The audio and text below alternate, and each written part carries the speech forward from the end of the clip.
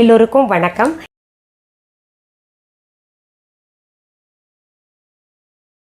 இன்றைக்கி நான் கிச்சனில் நின்று இருக்கேன். உங்களுக்கு எல்லாம் தெரியும் சமைக்க போகிறேன்னு. அதுவும் பார்த்திங்கன்னா பொதுவாக மற்ற நாள்களில் நான் சமைக்கிறது ருசிக்காக சமைப்பேன். இன்றைக்கி பார்த்திங்கன்னா நம்ம உடல் ஆரோக்கியத்திற்காக நான் சமைச்சு காமிக்க போகிறேன். கொரோனா வைரஸ் அந்த நோய் இந்த நோயின்னு சொல்லிட்டு நிறைய பரவிக்கிட்டே இருக்கு இல்லையா?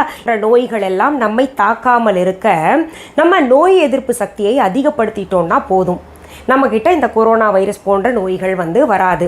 குறிப்பாகவே இந்த சளி பிடிக்கிறது ஒரு சிலருக்கு பார்த்திங்கன்னா தொடர்ந்து சளி இருந்துக்கிட்டே இருக்கும். சில குழந்தைங்களுக்கு மூக்கில் தண்ணி வடிஞ்சுக்கிட்டே இருக்கும் 365 நாளும். இதெல்லாம் பார்த்திங்கன்னா உங்களுக்கு இந்த தீர்க்க முடியாத சளி அப்படின்னு சொல்லிட்டு நிறைய இடங்களில் சொல்லுவாங்க. அதெல்லாம் எதனால் ஏற்படுது அப்படின்னு பார்த்தோன்னா நமக்கு நோய் எதிர்ப்பு சக்தி இல்லாத காரணத்தினால தான். இந்த நோய் எதிர்ப்பு சக்தியை உணவு மூலமாக நம்ம அதிகரிக்க செய்யலாம். இது நிறைய பேர் ருசிக்காக சாப்பிட்ருக்கிற காரணத்தினால இதெல்லாம் கவனிக்காமல் விட்டுடுறோம்.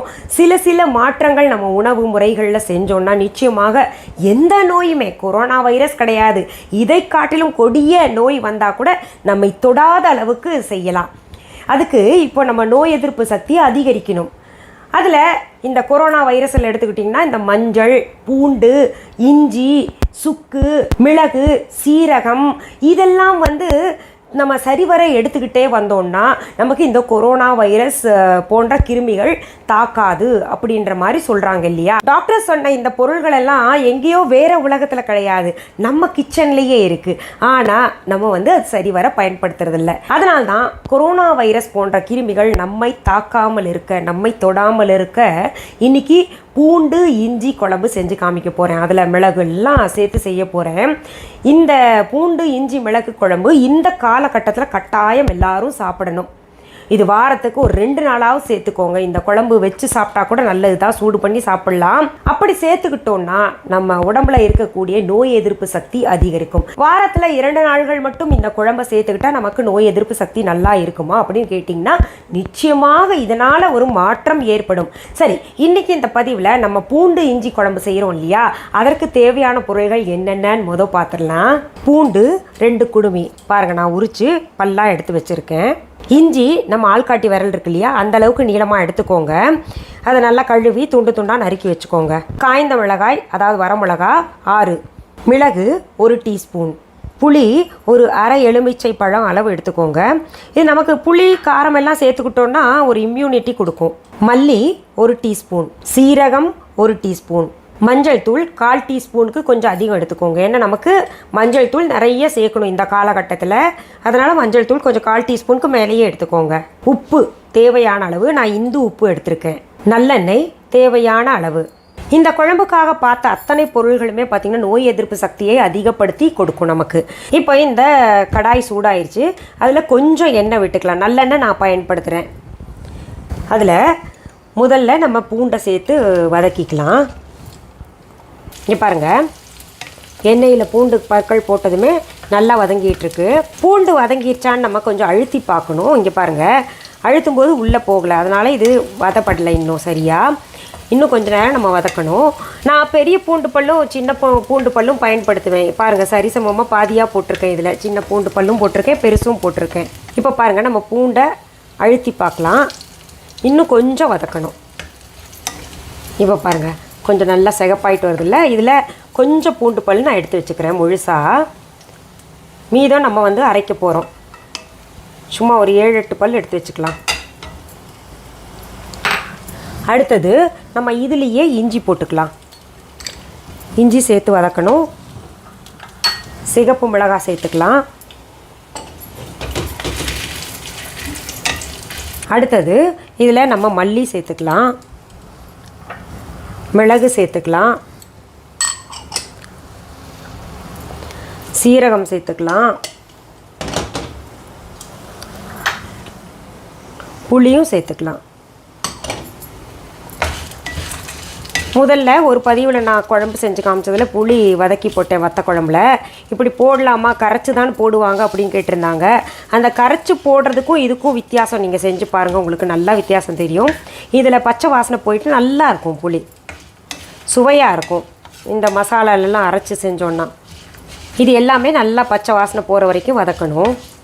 இப்போ பாருங்க நல்லா நிறம் மாறிடுச்சு, எல்லாமே நல்லா வதக்கிடுச்சு, மிளகெல்லாம் கூட வெடிக்க ஆரம்பிச்சிருச்சு. நம்ம அடுப்பை அணைச்சு இதை அடுப்பை விட்டு இறக்கிடலாம். இதை நம்ம இப்போ அரைக்கணும், ஆற விட்டுட்டு அரைக்கணும், நல்ல மை போல அரைக்கணும், தண்ணி சேர்த்து கூட அரைக்கலாம். பாருங்க இப்போ மை போல அரைச்சிட்டேன். இதை நம்ம தண்ணி ஊற்றிட்டு நல்லா குழைச்சி விட்டு கடாயில் ஊற்றிட்டு நல்லா கொதிக்க விடலாம். இதுக்கு தாளிக்கிறதுலாம் தேவையில்லை எதுவுமே. இந்த வாணலியில் நம்ம இன்னும் கொஞ்சம் 1 டீஸ்பூன் 2 டீஸ்பூன் போல் நல்லெண்ணெய் சேர்த்துக்கலாம். ஏன்னா வச்சு சாப்பிட்ணுன்னா கொஞ்சம் எண்ணெய் போட்டோம்னா நல்லாயிருக்கும். இந்த குழம்ப நம்ம வச்சு சாப்பிட்லாம், தோசை கூட, இட்லி கூட, சாதத்து கூட, எல்லாத்துக்கூடையும் பொருத்தமாக இருக்கும். எண்ணெய் சூடாயிடுச்சு, இப்போ நான் ஊற்றுறேன் இந்த கரைசலை. இன்னும் மிக்சியில் ஒட்டிகிட்டு இருக்கிறதுனால கொஞ்சம் தண்ணி ஊற்றி இன்னும் கரைச்சிக்கிறேன். பாருங்கள் மிக்சி ஜாரை கழுவி நான் கொஞ்சம் தண்ணி ஊற்றிருக்கேன். கொஞ்சம் தண்ணியாக இருக்குல்ல, இப்போ பார்க்குறக்கு கொஞ்சம் நேரம் நல்லா கொதிச்ச உடனே இது கெட்டியாயிரும். இதில் நம்ம இப்போ மஞ்சத்தூள் சேர்த்துக்கலாம், தேவையான அளவு உப்பு சேர்த்துக்கலாம்.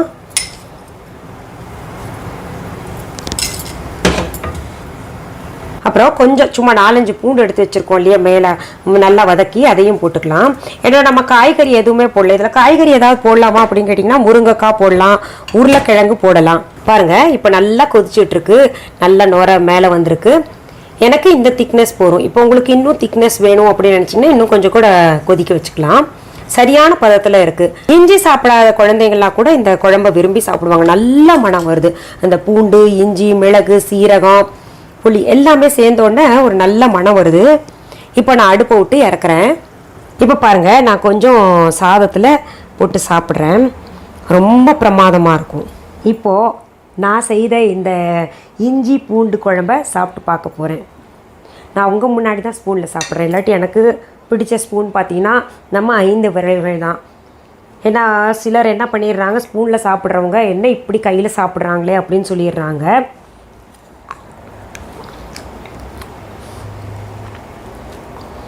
ரொம்ப பிரமாதம். அந்த இஞ்சியும் கரெக்டாக இருக்குது, கரெக்டான பக்குவத்தில் இருக்குது, பூண்டும் சரியான பக்குவத்தில், மிளகு எல்லாமே, சீரகம், மிளகாய் எல்லாமே, காரம் எல்லாமே சரியாக இருக்குது. இன்னொன்று இது உடம்புக்கு ரொம்ப நல்லதுங்க, நமக்கு வலு சேர்க்கக்கூடியது. இந்த இஞ்சி திங்காதவங்க எல்லாம் இந்த குழம்பு செஞ்சு சாப்பிட்டாங்கன்னா கட்டாயம் அவங்க சேர்த்துப்பாங்க. நீங்கள் சொல்லாமலேயே அவங்களே நினைவுபடுத்துவாங்க, இஞ்சி பூண்டு குழம்பு செஞ்சு தாங்க அப்படின்னு. நம்ம உடம்புக்கும் நல்லது. அஜீரண கோளாறு இருக்கிறவங்க இது அடிக்கடி செஞ்சு சாப்பிடுங்க. நிறைய பேர் சொல்கிறீங்களே எங்களுக்கு நெஞ்சு வலிக்குது கேஸ் ப்ராப்ளம்னால அப்படின்லாம் சொல்கிறீங்களே, இது செஞ்சு சாப்பிடுங்க. இன்னொன்று இம்யூனிட்டி நிறையா இருக்கும். நீங்கள் என்ன பண்ணுறீங்க, குழந்தைங்களுக்கெல்லாம் சின்ன வயசுலேருந்தே இனிப்பு கொடுத்து பழகுறீங்க. காரம் கொடுத்தா நான் என் புள்ள திங்காது அப்படின்னு லேசாக காரம் கொடுத்து பழக்கிடணும். அந்த காரமும் புளிப்பும் தான் பார்த்திங்கன்னா நம்ம உடம்புக்கு நல்ல வலுவை தரக்கூடியது. சரி, மீண்டும் அடுத்த பதிவில் வேற ஒரு நல்ல தலைப்போடு உங்களெல்லாம் சீக்கிரத்தில் சந்திக்கிறேன். அது வரைக்கும் நன்றி, வணக்கம். அன்பான வாடிக்கையாளர்களே, உங்கள் விஹா ஸ்டோரில் பூஜை பொருட்கள், சிலைகள், ராசிக்கற்கள், வாஸ்து பொருட்கள், விதைகள், பாரம்பரிய அரிசி வகைகள், சிறுதானியங்கள், ஆர்கானிக் பொருட்கள், மூலிகை எண்ணெய், மளிகை பொருட்கள், மரச்செக்கு எண்ணெய், மரப்பொருட்கள், வெள்ளி ஆபரணங்கள், கிஃப்ட் ஆர்டிகல்ஸ், காட்டன் மற்றும் பட்டு புடவைகள், காட்டன் சுடிதார்கள், பட்டு பாவாடை, குழந்தைகளுக்கான விளையாட்டு பொருட்கள், ஹை குவாலிட்டி இமிடேஷன் நகைகள், வீட்டு உபயோக பொருட்கள், ஜூட் பேக்ஸ், ஹேண்ட்மேட் சோப்ஸ், அழகு சாதன பொருட்கள், சிறுதானிய பிஸ்கெட்டுகள், ஹோம் அப்ளையன்சஸ், இன்னும் பற்பல பொருட்கள் விற்பனைக்குள்ளது. விஹா ப்ராடக்ட்களை நீங்கள் வாங்க விரும்பினால் அது எங்களுடைய viha.online வெப்சைட் மற்றும் சென்னை ராஜா அண்ணாமலைபுரத்தில் உள்ள எங்கள் விஹா ஸ்டோரில் மட்டுமே கிடைக்கும் என்பதை தெரிவித்துக் கொள்கிறோம். வேறு எந்த ஆன்லைன் வெப்சைட்களிலும் விஹா ப்ராடக்ட்கள் விற்பனைக்கு கிடையாது என்பதை நீங்கள் கவனத்தில் கொள்ள வேண்டும். எங்கள் விஹா ஸ்டோரின் விலாசத்தை கண்டறிய கூகுள் மேப்ஸில் விஹா ஸ்டோர் என்று டைப் செய்தால் வழியை கண்டறியலாம். www.viha.online வெப்சைட்டிலும் விஹா ஸ்டோரின் அட்ரஸ் உள்ளது.